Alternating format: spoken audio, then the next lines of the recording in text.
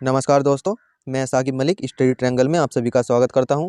दोस्तों, आज का हमारा टॉपिक है संविधान के 22 भाग। जी हां दोस्तों, संविधान के 22 भागों से संबंधित जितने भी प्रश्न बनने वाले हैं वो इस क्लास में आज हम सब कवर करेंगे। आज की क्लास में टॉप 20 प्रश्न हैं जिसमें आपको अपना स्कोर बताना है कि आपका कितना स्कोर बन रहा है, आपके कितने प्रश्न सही हो रहे हैं। जी हाँ दोस्तों, अगर आप किसी भी परीक्षा की तैयारी कर रहे हैं जैसे एसएससी जीडी, एसएससी एमटीएस या एसएससी सीएचएल या किसी भी कॉम्पिटिशन की तैयारी कर रहे हैं तो ये क्लास आपके लिए बहुत ज़्यादा इंपॉर्टेंट है। इससे आपकी परीक्षाओं में एक प्रश्न पक्का फंसेगा। तो चलिए स्टार्ट करते हैं। पहला प्रश्न आपके सामने। सबसे पहले हम जान लेते हैं थ्योरेटिकल तरीके से सभी भागों को एक साथ पढ़ेंगे और वो किस किस टॉपिक से संबंधित है और कौन कौन से अनुच्छेद में आता है वो हम यहाँ पर देखेंगे। सबसे पहले है हमारा भाग 1। जी हाँ दोस्तों, संविधान के अगर भाग की बात करते हैं तो संविधान में टोटल 22 भाग हैं, लेकिन अगर सभी भागों की बात करते हैं तो बाद में संशोधन के तहत इसमें टोटल 25 भाग हो गए हैं, लेकिन हमारा जो सही आंसर होगा वो 22 भाग हो जाएगा। तो सबसे पहले भाग की बात करते हैं तो संघ और उसका क्षेत्र जो है पहले भाग में है, जो कि अनुच्छेद 1 से 4 तक दिया गया है। अगले भाग की बात करते हैं भाग 2 जो है नागरिकता से संबंधित अनुच्छेद बताए गए हैं, नागरिकता से संबंधित प्रावधान दिए गए हैं जो कि अनुच्छेद 5 से अनुच्छेद 11 तक दिए गए हैं। नेक्स्ट है हमारा भाग नंबर 3 में क्या दिया गया है, मूलभूत अधिकार। जी हाँ दोस्तों, जो हमारे मौलिक अधिकार हैं वो संविधान के भाग 3 में दिए गए हैं जो कि अनुच्छेद 12 से 35 तक है। आप सभी लोग जानते भी होंगे। अगला है हमारा भाग 4। जी हाँ दोस्तों, अगर हम भाग 4 की बात करते हैं तो भाग 4 में राज्य के नीति निर्देशक तत्व या सिद्धांत दिए गए हैं जो कि आर्टिकल 36 से 51 तक दिए गए हैं। नेक्स्ट है हमारा भाग 4 का 1 जो कि संविधान संशोधन के द्वारा जोड़े गए हैं, जिसमें मौलिक कर्तव्य दिए गए हैं। हमारे टोटल मौलिक कर्तव्य उसमें 11 हैं जो कि अनुच्छेद 51A के अंदर दिए गए हैं। अगला है हमारा भाग 5 में संघ से संबंधित सभी प्रावधान दिए गए हैं, जैसे अनुच्छेद 52 से लेकर 151 तक इसका उल्लेख है। अगला है हमारा भाग 6 जिसमें राज्य से संबंधित सभी प्रावधान दिए गए हैं जो कि अनुच्छेद 152 से 237 तक है। भाग नंबर 7 में क्या है, पहले अनुसूची के भाग बी में राज्य के नियम। जी हाँ दोस्तों, सभी अनुसूचियों के भाग और राज्यों के नियम जो हैं वह अनुच्छेद 238 से दिए गए हैं जो कि 7वां संविधान संशोधन अधिनियम 1956 के तहत संविधान में जोड़ा गया है। नेक्स्ट है हमारा भाग नंबर 8 में क्या दिया गया है, संघ राज्य क्षेत्र। जी हाँ दोस्तों, जो संघ राज्य क्षेत्र है उससे संबंधित प्रावधान भाग 8 में दिए गए हैं जो कि अनुच्छेद 239 से 242 के बीच में है। नेक्स्ट बात करते हैं अगर हम भाग 9 में क्या दिया गया है, पंचायत से संबंधित प्रावधान दिए गए हैं जो कि अनुच्छेद 243 से 243 तक है। और भाग 9 के ए में नगर पालिका से संबंधित प्रावधान दिए गए हैं जो 243 से लेकर के 243 तक है, ये आपको ध्यान रख लेने हैं। नेक्स्ट है हमारा भाग 9 के बी में क्या दिया गया है, सहकारी समितियों से संबंधित अनुच्छेद दिए गए हैं। सहकारी समितियां का गठन के बारे में बताया गया है, अनुच्छेद 243H से लेकर अनुच्छेद 243Z तक। नेक्स्ट है हमारा भाग 10 में क्या है, अनुसूचित और जनजातीय क्षेत्र। जी हाँ दोस्तों, अनुसूचित जनजाति क्षेत्र से संबंधित अनुच्छेद 244 से 244A में दिया गया है। नेक्स्ट है हमारा भाग 11 के अंतर्गत संघ और राज्यों के बीच संबंध दिया गया है, अनुच्छेद 245 से 263 के मध्य में। भाग 12 में जो है वित्त, संपत्ति, वाद और संविधाएं दी गई हैं जो कि 264 से अनुच्छेद 300A तक है। अगला हमारा भाग 13 आपके सामने।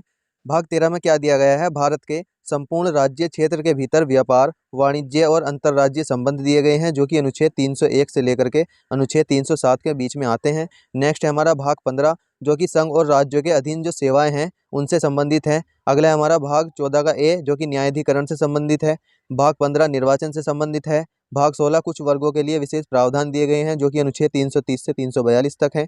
भाग 17 जो है आधिकारिक भाषा दी गई है जो कि अनुच्छेद 343 में से लेकर के 351 तक है। भाग 18 में आपातकाल के प्रावधान दिए गए हैं। जी हाँ दोस्तों, आपातकाल की स्थितियां दी गई हैं, राष्ट्रीय आपातकाल, नेशनल इमरजेंसी से संबंधित जैसे अनुच्छेद जो हैं भाग 18 के अंदर अनुच्छेद 352 से 360 तक दिए गए हैं। और भाग 19 की बात करते हैं तो विविध या प्रकीर्ण दिया गया है 361 से 367 तक।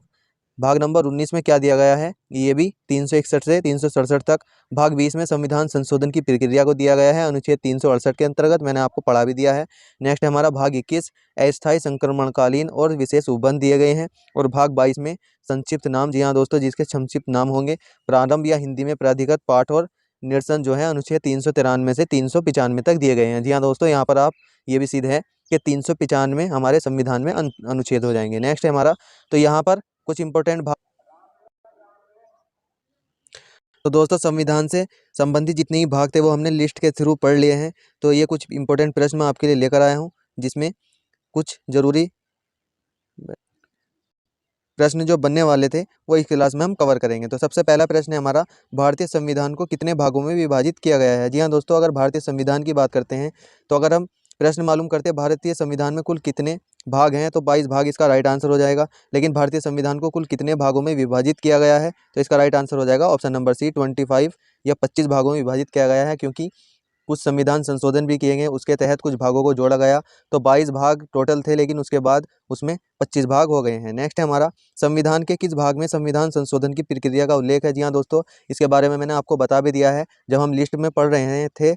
तो उसमें अनुच्छेद 368 के अंतर्गत, जो कि मैंने आपको बताया है संविधान संशोधन की प्रक्रिया का प्रावधान है, वो भाग 20 के अंदर है। तो ऑप्शन नंबर सी इसका राइट आंसर हो जाएगा। अगला है हमारा, संविधान के किस भाग में पंचायती राज व्यवस्था संबंध प्रावधान दिए गए हैं। जी हाँ दोस्तों, पंचायती राज व्यवस्था के प्रावधान की बात करते हैं तो इसका राइट आंसर हो जाएगा ऑप्शन नंबर ए। अगला है हमारा, संविधान के किस भाग में अस्थायी संक्रमणकालीन और विशेष उपबंधों के प्रावधान दिए गए हैं। जी हाँ दोस्तों, संविधान को आपको बताना है किस भाग के अंदर अस्थायी संक्रमणकालीन और विशेष उपबंध के प्रावधान है। तो आपका राइट आंसर क्या हो जाएगा, ऑप्शन नंबर सी भाग 21 के अंदर इसका सही आंसर हो जाएगा। नेक्स्ट है हमारा, भारत के किस भाग में तीनों सोपानों में पंचायत बनाने की परिकल्पना की गई है। दोस्तों इस प्रश्न का राइट आंसर हो जाएगा भाग 9, जो कि ऑप्शन नंबर 1 में है। Option number A is the right answer. Next है हमारा, भारतीय संविधान के किस भाग में नगर पालिकाओं से संबंधित प्रावधान है। जी हाँ दोस्तों, नगर पालिका से संबंधित प्रावधान की अगर बात करते हैं तो संविधान के किस भाग में है, आप लोगों को ये बताना है। तो इस प्रश्न का राइट आंसर हो जाएगा ऑप्शन नंबर डी। नेक्स्ट है हमारा, संविधान के किस भाग में नीति निर्देशक तत्वों का उल्लेख किया गया है। जी हाँ दोस्तों, अगर नीति निर्देशक तत्वों की बात करते हैं तो संविधान के चौथे भाग में जो है नीति निर्देशक तत्वों का उल्लेख किया गया है। तो option number B is the right answer. अगला है हमारा, संविधान के भाग 1 में निम्न में से किसका वर्णन है। जी हाँ दोस्तों, संविधान के अगर भाग 1 की बात करते हैं तो भाग 1 में संविधान में किसका वर्णन किया गया है। आपके ऑप्शन है संघ और उसका राज्य क्षेत्र, नागरिकता, मूल अधिकार, राज्य के नीति निर्देशक तत्व। तो दोस्तों इस प्रश्न का राइट आंसर हो जाएगा ऑप्शन नंबर ए, संघ और उसका राज्य क्षेत्र जो है संविधान के भाग 1 में वर्णन किया गया है। नेक्स्ट है हमारा, संविधान के किस भाग में मूल अधिकार का उल्लेख मिलता है। जी हाँ दोस्तों, अगर मूल अधिकार की बात करते हैं तो भाग 3 में मूल अधिकार का उल्लेख मिलता है। Option number A is the right answer हो जाएगा। नेक्स्ट है हमारा, भारतीय नागरिकों के मूल कर्तव्यों का विवरण संविधान के किस भाग में दिया गया है। जी हाँ दोस्तों, अगर मूल कर्तव्यों की बात करते हैं तो संविधान के भाग 4 के में जो है यह दिया गया है। तो option number B is the right answer. Next है हमारा, भारत के संविधान का भाग 4 किसके बारे में बताता है। जी हाँ दोस्तों, अगर भाग 4 की बात करते हैं तो राज्य के नीति निर्देशक तत्वों के बारे में बताता है। ऑप्शन नंबर सी इसका सही आंसर हो जाएगा। अगला है हमारा, संघीय कार्यपालिका की व्याख्या संविधान के किस भाग में की गई है। संघीय कार्यपालिका की बात करते हैं तो भाग 5 में इसकी व्याख्या की गई है। नेक्स्ट है हमारा, संविधान के किस भाग में नागरिकता का उल्लेख है। जी हाँ दोस्तों, अगर नागरिकता के उल्लेख की बात करते हैं तो संविधान के किस भाग में हो जाएगा। तो इस प्रश्न का राइट आंसर हो जाएगा ऑप्शन नंबर बी, भाग 2 में संविधान के भाग में नागरिकता का उल्लेख किया गया है। नेक्स्ट है हमारा, संविधान भारतीय संविधान के भाग 4A वो 51A में, अनुच्छेद 51A भाग 4A में कितने मौलिक कर्तव्य निर्धारित किए गए हैं। ऑप्शन है 9, 11, 10 या फिर 12। तो दोस्तों इस प्रश्न का राइट आंसर हो जाएगा ऑप्शन नंबर बी, 11 मौलिक कर्तव्य जो है भाग 4A या अनुच्छेद 51A में दिए गए हैं। अगला है हमारा, भारतीय संविधान के किस भाग में भारत को एक कल्याणकारी राज्य के रूप में स्थापित करने की बात कही गई है। जी हाँ दोस्तों, आप लोगों को बताना है संविधान का ऐसा कौन सा भाग है जिसमें भारत को एक कल्याणकारी राज्य के रूप में स्थापित करने की बात कही गई है। आपके ऑप्शन है संविधान की प्रस्तावना में, मौलिक अधिकार में, राज्य के नीति निर्देशक सिद्धांतों में या फिर भारतीय संविधान की अनुसूची 4 में। तो बताइए इस प्रश्न का राइट आंसर क्या हो जाएगा।